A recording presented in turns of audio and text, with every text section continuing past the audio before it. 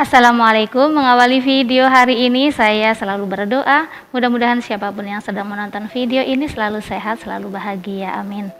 Mengimbangi video yang kemarin tentang nasihat untuk para istri dan termasuk saya di dalamnya, kali ini saya akan berbagi tentang 5 kewajiban suami terhadap istrinya.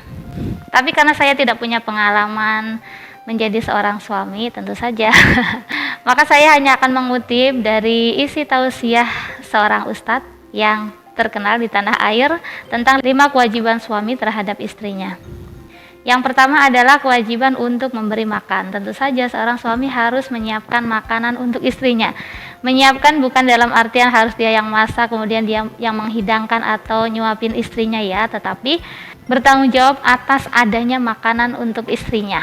Kalau karena keterbatasan waktunya atau keterbatasan kemampuannya, kemudian dia hanya memberi uang kepada istri, kemudian istrinya yang belanja dan masak, tentu saja tidak ada masalah di sini. Bahkan disitulah tumbuh rasa kasih sayang yang semakin erat. Karena apa? Karena ada saling kerjasama. Kewajiban tetap ada di suami, tetapi pada prakteknya tentu saja suami tidak bisa menyediakan makanan sendiri. Syukur-syukurlah kalau sewaktu-waktu suami bilang, makasih ya istriku sudah menyiapkan makanan untukku karena ini sebenarnya adalah kewajibanku gitu ya. Tapi ada nggak ya suami kayak gitu? Mudah-mudahan nantinya ada, karena kewajiban memberi makan adalah di suami. Kemudian yang kedua, suami itu wajib memberikan tempat tinggal kepada istrinya. Jadi begitu seorang wanita itu sudah diambil menjadi istrinya, maka yang kewajiban untuk memberinya tempat tinggal adalah suami. Tempat tinggal di sini tidak harus rumah yang mewah, bahkan tidak harus rumah milik pribadi. Kalau mampunya baru mengontrak, kontrak saja. Kalau terpaksa masih di pondok mertua indah juga tidak masalah. Yang penting dua-duanya ridho ya, istrinya ridho. Mudah-mudahan bagaimanapun kondisinya keberkahan ada di sana. Yang pasti yang wajib untuk memberikan tempat tinggal adalah seorang suami. Dan seorang istri juga tidak boleh menuntut tempat tinggal yang indah yang melebihi kemampuan suaminya. Tetapi jika istri ada kemampuan untuk membantu mengadakan tempat tinggal, tentu saja pahala yang besar akan didapat seorang istri jika dia ikhlas, tidak mengungkit-ungkitnya dan tidak menyakiti hati suaminya. Kalau dia mengungkit-ungkitnya, dia memberikan bantuan kepada suaminya tetapi menyakiti hatinya, maka dia akan rugi dunia akhirat, karena di dunia hartanya sudah terpakai, di akhirat tidak akan mendapatkan pahala sama sekali. Kemudian yang ketiga, suami juga wajib memberikan pakaian bagi istrinya. Jadi kalau istrinya minta shopping dibelikan baju, jangan dimarahin ya, karena itu memang kewajiban seorang suami. Akan tetapi istri juga harus hitung-hitung ya kemampuan suaminya seberapa. Jangan 1 bulan pesan bajunya 10 kali, sementara suaminya hanya disuruh beli baju setiap 1 tahun sekali ketika lebaran, itu pun baju-baju yang sederhana. Sementara istrinya selalu beli baju yang bermerek dan tiap bulan pasti ada paket masuk ke rumahnya. Yang pasti kewajiban memberi pakaian kepada istri ada di suami. Jadi ketika ada kemampuan, ayolah belikan baju yang banyak. Nanti kalau sudah kebanyakan, suruh dia bersedekah, memberikan baju-bajunya itu kepada orang lain yang membutuhkan. Tidak ada kewajiban untuk memberi baju yang seperti apa, yang pasti menutup aurat istri dan tentu saja tidak menyalahi aturan syar'i. Begitu ya para suami, belikan baju yang banyak pada istri-istrinya, nanti semakin cantik akan semakin menambah cinta.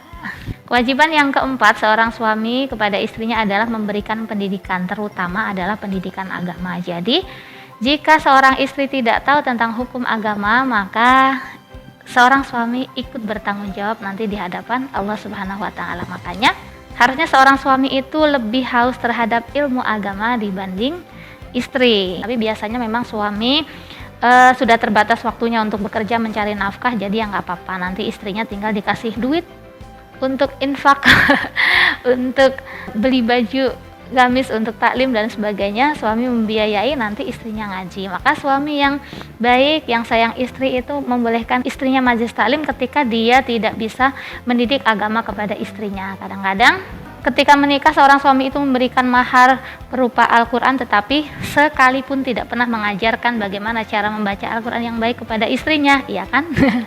Nah makanya ketika seorang suami itu terbatas waktunya atau terbatas kemampuannya untuk memberikan pendidikan agama kepada istrinya, maka izinkanlah istri-istrimu mengaji, izinkanlah istri-istri itu mencari ilmu agama agar nanti pertanggungjawaban seorang suami itu tidak berat. Karena jika seorang istri tidak bisa mandi besar, jika seorang istri tidak tahu caranya wudhu, caranya sholat, maka yang dosa tidak hanya istri itu tetapi juga suaminya yang berkewajiban untuk memberikan pendidikan agama.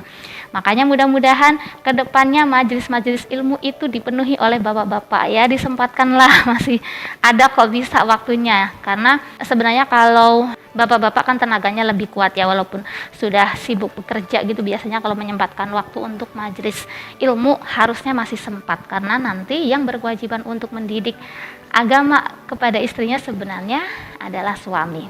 Tetapi jika tadi ya, karena keterbatasan waktu kemudian seorang suami tidak bisa mendidik kita tentang agama, maka dengan majelis taklim sebenarnya kita sudah membantu mengurangi beban pertanggungjawaban suami nanti di hadapan Allah. Karena kalau kita sudah tahu tentang agama, maka insya Allah semuanya aman, suami tidak ikut berdosa ketika kita tidak tahu tentang ilmu-ilmu agama yang berkaitan dengan kewajiban kita. Kemudian yang kelima atau yang terakhir adalah kewajiban memberi perhatian. Di dalamnya tentu saja termasuk nafkah batin ya. Kalau nafkah batin sudah tidak perlu dibahas ya, yang pasti ini bahasanya memberikan perhatian, artinya seorang suami itu secuek-cueknya tetaplah harus memberikan perhatiannya kepada istri agar istri tidak mencari perhatian dari laki-laki lainnya.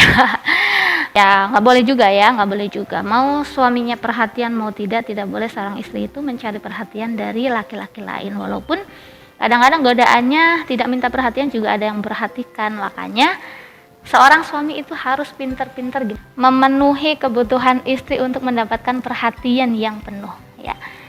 Walaupun capek kerja, walaupun secara fitrahnya laki-laki itu tidak romantis ya, cuek bebek gitu, tetapi harus, karena ini kebutuhan seorang istri.